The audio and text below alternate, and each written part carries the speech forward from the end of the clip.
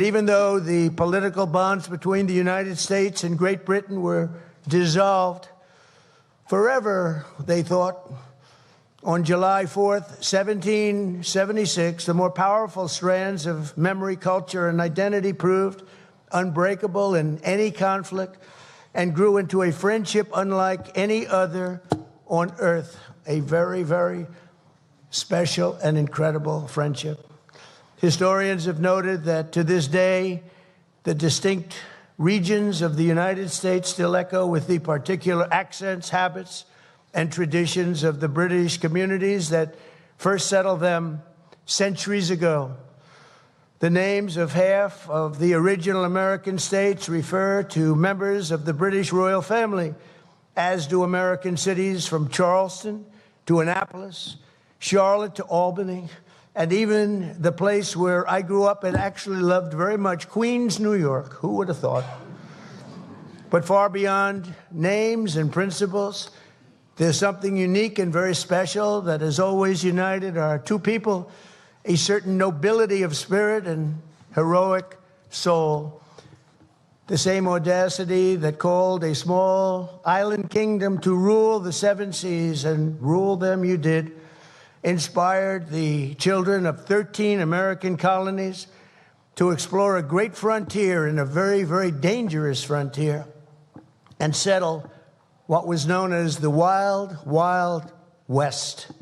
The men who planted the American flag on the moon carried them.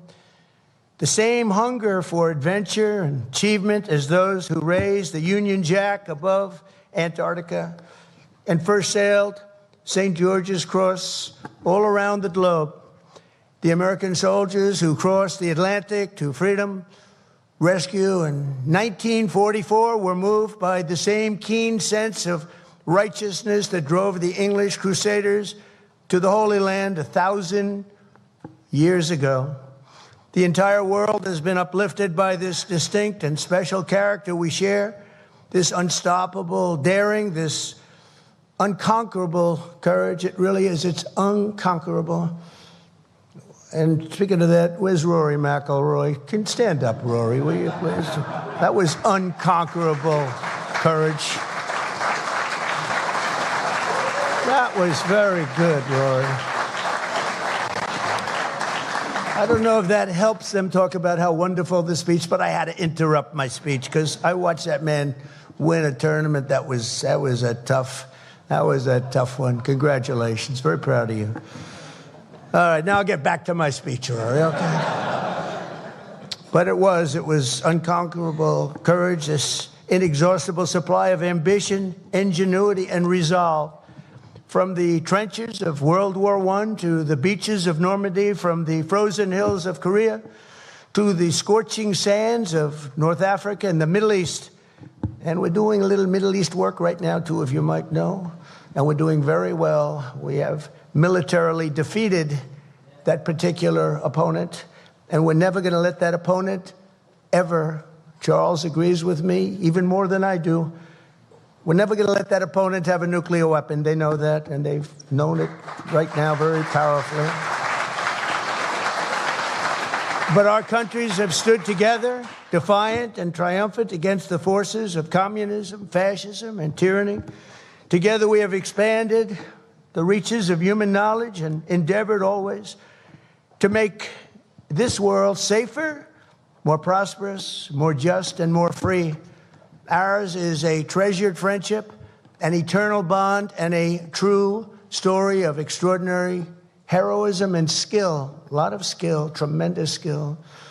History has known no more powerful force than the combination of American patriotism and British pride. The British Empire that began here in America certainly did not end here. The sons and daughters of the British Isles went on to found more countries and spread more civilization than any nation before. They built an English-speaking world upon which the sun never sets and provided an example to which free people will always turn, that always turn. They have such love and such respect. Today, most of Britain's former colonies have no idea what they truly owe to this towering legacy of law liberty and British custom that they were given. We were given that, and it was a great, great gift. Tonight, on the eve of our 250th year of cherished independence, we turn to the sovereign embodiment of our British heritage and say sincerely thank you to our friends, the United Kingdom, for the richest inheritance that any nation has ever given to another. May our two countries stand together forever for liberty, for justice, and for the glory of God.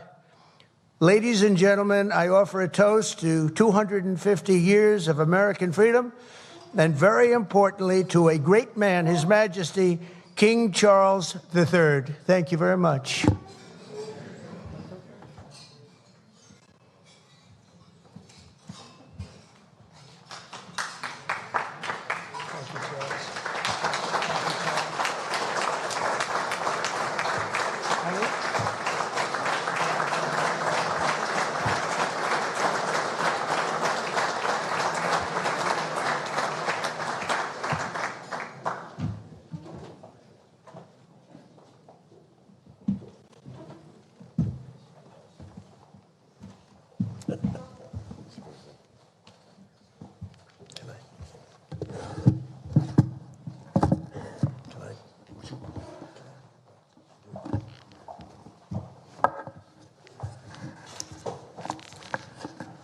Mr. President, First Lady, my wife and I are most grateful to you for your generous hospitality as the United States celebrates this very special anniversary year of the Declaration of Independence.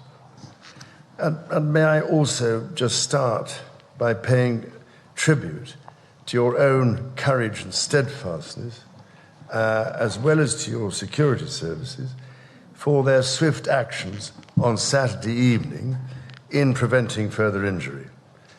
My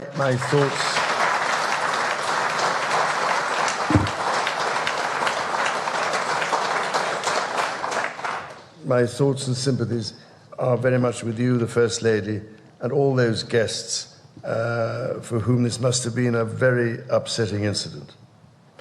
As the words of that famous anthem remind us, this is the land of the free and home of the brave, as your own response demonstrates. What used to be called in the last war in the United Kingdom, keep calm and carry on. I now realize, ladies and gentlemen, to my amazement, that my first visit to this remarkable country was over 50 years ago. And, Mr. President, the golden threads of history and heritage between our lands are also embodied, as you mentioned earlier today, in your own family and your own family story, whose roots trace back to the beautiful landscapes of Britain's Outer Hebrides and continue, as we know, in the great golf courses of the Highlands. I can only imagine the immense pride with which your own dear mother, indeed both your parents, must be looking down on the great office to which you have been elected for a historic second term. And if I may say so, it is a particular pleasure to be back in this wonderful building, the heart of your democracy. On this occasion, I cannot help noticing the readjustments to the East Wing, Mr. President,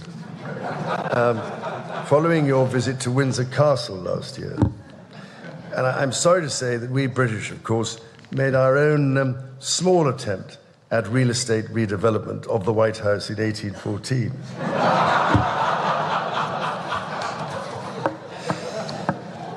Anyway, I am so glad we have an important opportunity at this critical time to renew those bonds of history and friendship between our nations and our peoples.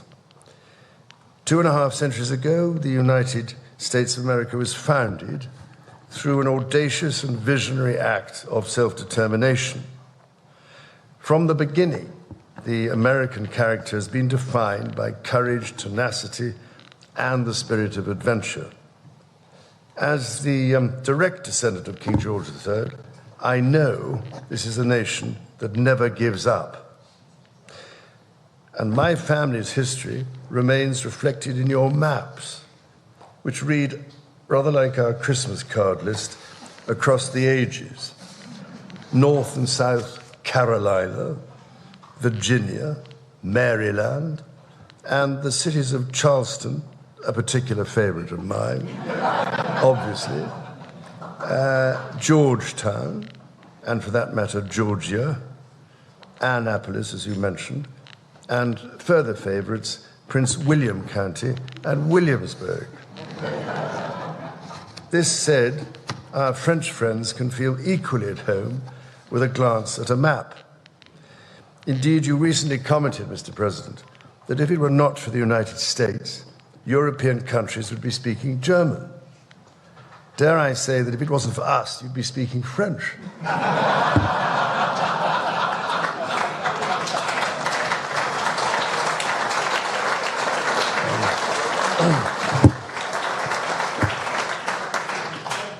Of course, we both love our French cousins greatly, and we three estates are not only bound by our shared values, but by a profound belief that together we are more than the sum of our parts. Out of the fires of a bitter and bloody Revolutionary War, the triumph of the father of this country, George Washington, and his fellow founders, was to forge a democracy founded upon the rights to liberty and the rule of law. The story of Britain and America is one of reconciliation, from adversaries to the closest of allies, not always perhaps following the straightest path. As you said yourself, Mr. President, during your own state visit at Windsor Castle last year, ours is an unbreakable bond of history and heritage, culture and commerce, industry and invention, and we are determined to face the future together. Tonight, we are here to renew an indispensable alliance which has long been a cornerstone of prosperity and security for both British and American citizens. Our people have fought and fallen together in defense of the values we cherish. Across the ocean and from coast to coast, we have traded, innovated, and created together. We've stood together through the best and worst of times. However, the challenges we now face, from those who wish us harm across the world to balancing the risks and opportunities of powerful new technologies, to the threats to the very international rules that have allowed us to trade and have kept power in balance for 80 years, those challenges encourage us to reaffirm tonight the basis on which our partnership has been built. And yes, we have had our moments of difficulty, even in more recent history. When my mother visited in 1957, not the least of her tasks was to help put the special back into our relationship after a crisis in the Middle East. Nearly 70 years on, it is hard to imagine anything like that happening today. But it is not hard to see how important the relationship remains in matters both seen and unseen. My mother's first Prime Minister, Sir Winston Churchill, understood this so well. But then he himself was half American, a tradition of shared transatlantic heritage, which I am pleased to say is alive and well in the White House today. Indeed, such was the closeness that Sir Winston, while staying here in the White House, in those rooms you showed us upstairs, emerged naked from the bathtub to discover the door opening as President Roosevelt came in for a chat. With rapier wit, the president cast aside any embarrassment by declaring that the Prime Minister has nothing to conceal from the President of the United States. This warmth came after testing times between our leaders in the early 1940s. The kinship and friendship of many centuries provided great reassurance to my late grandfather, King George VI, as it did to my late mother. It means every bit as much to me. Of course, my late mother met no fewer than 13 serving presidents, thankfully all of them fully clothed. the first president I had the honor of meeting at the age of 10 in 1959 when he came to Balmoral was President Eisenhower, who had served as Supreme Commander of the Allied Expeditionary Forces during World War II at a most critical time in the darkest days of the 20th century. American leadership helped rebuild a shattered continent, playing a decisive role as a defender of freedom in Europe. We and I shall never forget that, not least as freedom is again under attack following Russia's invasion of Ukraine. Today, our partnerships in NATO and AUKUS deepen our technological and military cooperation and ensure that together we can meet the challenges of an increasingly complex and contested world. And speaking of submarine alliances, there was one particular AUKUS predecessor, launched from a UK shipyard in 1944, that served for the majority of her life attached to the 4th Submarine Squadron in Australia, playing a critical role during the war in the Pacific. Her name? HMS Trump. So tonight, Mr. President, I am delighted to present to you, as a personal gift, the original bell which hung on the conning tower of your valiant namesake. May it stand as a testimony to our nation's shared history and shining future. And should you ever need to get hold of us, well, just give us a ring.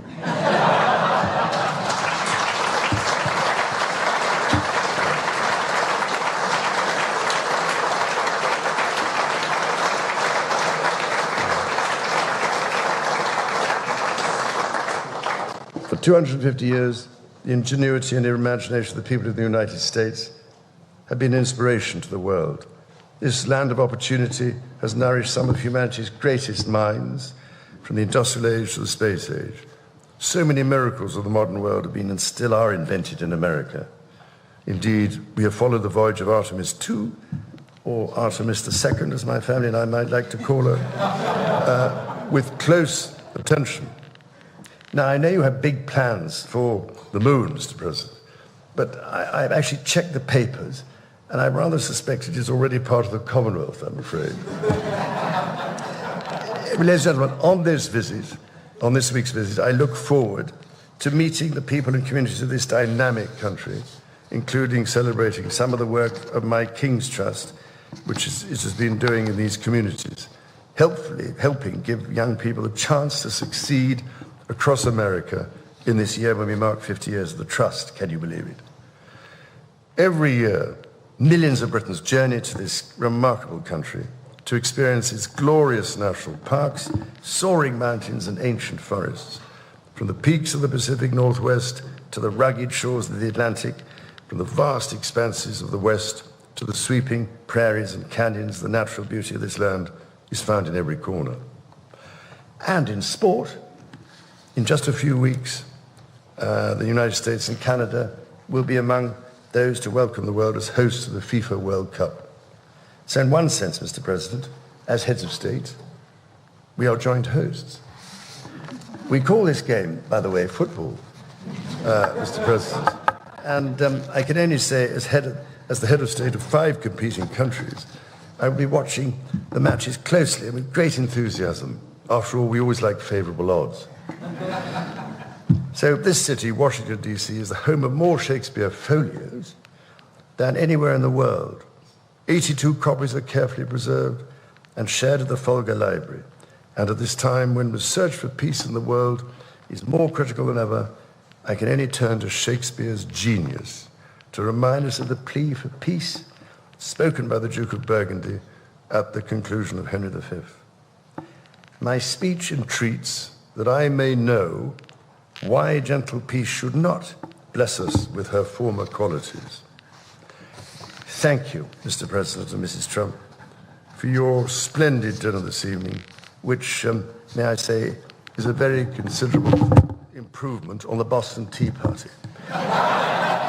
So, whether your cup contains tea wine, Scotch whiskey, bourbon, or even cola, let us raise our glasses and voices as we toast the past, the present, and the future, thank you, of our two proud and allied nations. To the United States and the United Kingdom, God bless both our countries. Thank you very much. Thank you. As you great job. That's so beautiful. That's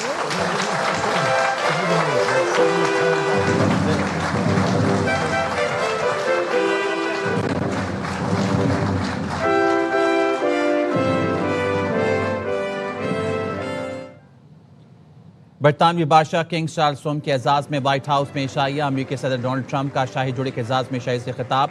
उन्होंने कहा कि मशरिक़ वस्ता में बहुत अच्छा काम कर रहे हैं। हमने मशरिक़ वस्ता में अपने दुश्मन को शिकस्त दी है। दुश्मन को किसी सूरत एटमी हथियार रखने की इजाज़त नहीं देंगे। उन्होंने कहा बरतानवी बादशाह भी मुत्तफ़िक़ हैं, ईरान के पास एटमी हथियार नहीं होने चाहिए। बरतानवी बादशाह चार्ल्स का व्हाइट हाउस में शाही से खिताब। उन्होंने कहा कि बरतानिया और अमेरिका तारीख़ी और सकाफ़ती तौर पर मुत्तहिद हैं। हमें जदीद टेक्नोलॉजी के मैदान में मुश्तरका पेशरफ़्त करनी है। उन्होंने कहा हर साल लाखों बरतानवी अमेरिका की सेहत के लिए आते हैं।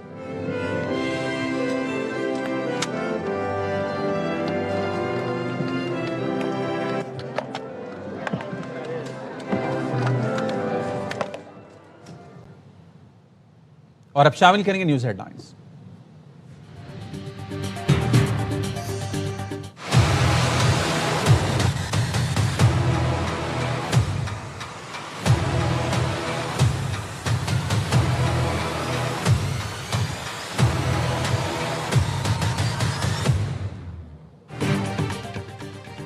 ईरान ने इतला दी है कि वो तबाही की हालत में है। अमेरिकी सदर का ट्रुथ सोशल पर दावा। सदर ट्रंप ने लिखा, ईरानी चाहते हैं जितना जल्द से जल्द मुमकिन हो हम आबना हुर्मुज़ खोल लें। ईरानी अपनी क़यादत के मामलात हल करने की कोशिश कर रहे हैं। मुझे लगता है कि वो ये मसला हल कर लेंगे। CNN ने दावा किया है ईरान चंद रोज़ में जंगबंदी के लिए तरमीमी मसविदा पेश कर सकता है। ईरानी वज़ीर ख़ारजा अब्बास अराग़ची रूस के दौरे के बाद तेहरान में आला क़यादत से मुशावरत करेंगे। सुप्रीम लीडर मुस्तफ़ा ख़ामनई के खुफिया मुकाम पर होने की वजह से राब्तों में मुश्किलात हैं।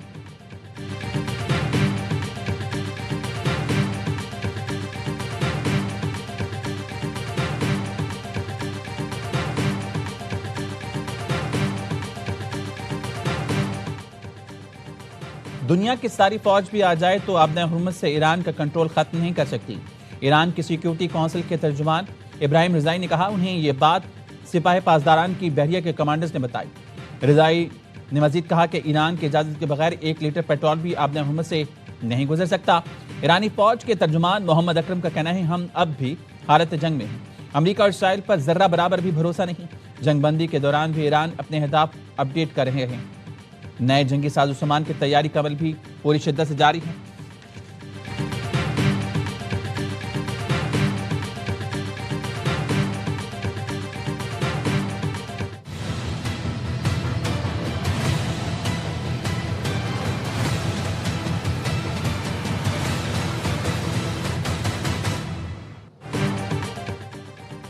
अमेरिका आज़ाद मुल्कों पर अपनी पॉलिसियां मुसल्लत करने की पोजीशन में नहीं रहा। ईरानी नायब वज़ीर दिफा रज़ा तलाई का बिश्केक में एससीओ हुज़रा दिफा इजलास से खिताब। कहा, ईरान दिफाई सलाहियत एशियाई मुल्कों के साथ शेयर करने के लिए तैयार है। ईरान दिफाई हथियारों की टेक्नोलॉजी भी मुंतकिल कर सकता है। रज़ा तलाई ने दावा किया, अब पूरी दुनिया अमेरिका और इसराइल को रियासती दहशतगर्दी की अलामतें समझती हैं। पाकिस्तान के वज़ीर दिफा ख्वाजा आसिफ और ईरान के नायब वज़ीर दिफा की मुलाकात। दोनों रहनुमाओं ने मौजूदा सूरत हाल पर तबादला ख्याल किया। रज़ा तलाई की रूसी और बेलारूसी दिफाई हुकाम से भी मुलाकातें।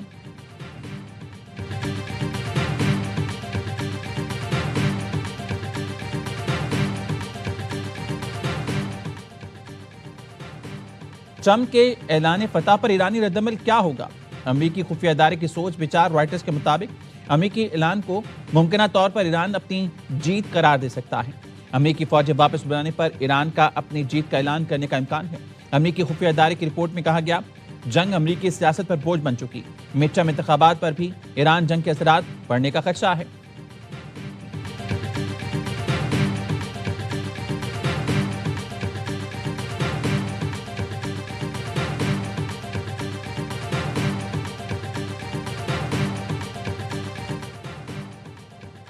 अमेरिकी महकमा खजाना ने 35 ईरानी इदारों और अफराद पर पाबंदी आयद कर दी। अमेरिकी वज़ीर खजाना कहते हैं ईरान के नामजद अफराद इदारे अरबों डॉलर्स गैर कानूनी कार्रवाई में इस्तेमाल कर रहे हैं। आबना हुर्मुज़ से गुजरने के लिए ईरान को टोल पेमेंट देने वाली कंपनीज को भी सख्त पाबंदियों का सामना होगा। अमेरिकी हुकाम के मुताबिक पाबंदियों का मकसद ईरान के गैर कानूनी मालियाती नेटवर्क फंड्स की मुंतकली को रोकना है।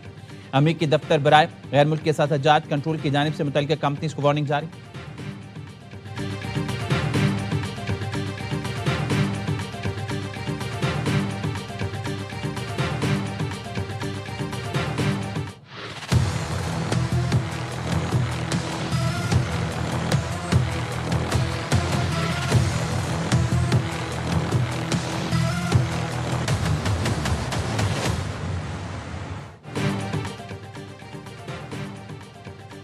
यूएई का ओपेक और ओपेक प्लस से अलहदगी का ऐलान। अमीराती हुकाम का कहना है फैसले का इतलाक 1 मई से होगा।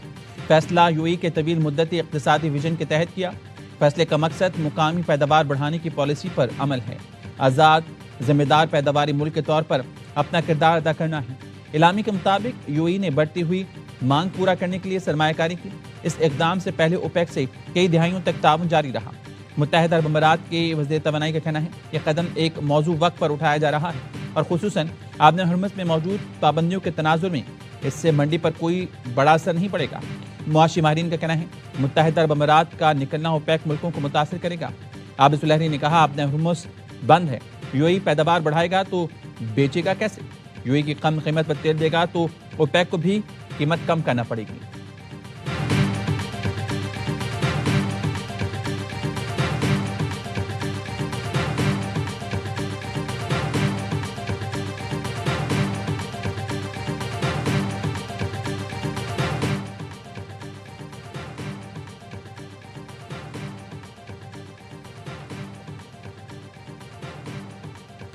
आर्मी बैंक ने तमन्नाई की कीमतों में 4 साल के बाद बड़े इजाफे का इंतबाह जारी कर दिया। वर्ल्ड बैंक का कहना है ईरान जंग के बायस तवानाई की कीमतों में 24% इजाफे का खर्चा है।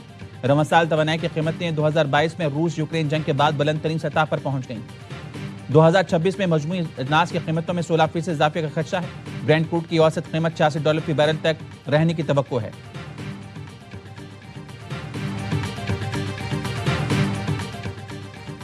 मशरिक़ वुस्ता की सूरत-ए-हाल बदस्तूर संगीन और अदम इस्तेहकाम का शिकार है। आबना हुर्मुज़ की सूरत-ए-हाल पाकिस्तान समेत दुनिया भर की मईशत को मुतासर कर रही है। पाकिस्तानी मुस्तकिल मंदूब आसिम इफ्तिखार का अक़वाम मुत्तहिदा की सलामती कौंसिल में मुबाहिसे से खिताब। कहा इस्लामाबाद में अमरीका ईरान हालिया मुज़ाकरात पाकिस्तान के अमन अज़म का सबूत है। मशरिक़ वुस्ता में अदम इस्तेहकाम की बुनियादी वजह मसला फ़लस्तीन है। इसराइली कब्जे का खात्मा और 2 रियासती हल ही खित्ते में पायदार अमन का वाहिद